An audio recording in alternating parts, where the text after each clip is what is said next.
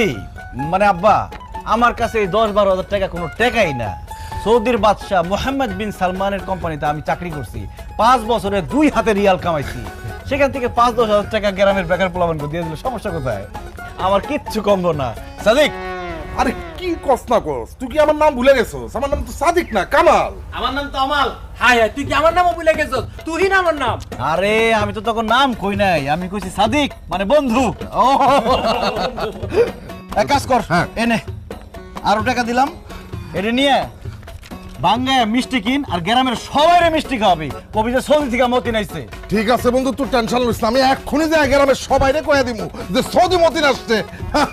আর ওই তোর তাহলে কার্টুনের ব্যাগগুলো ব্যাগ ভেতরে ঢুকাই দে, হ্যাঁ? তোরা ভিতরে ঢুকে সব। যাইতেছি বন্ধু।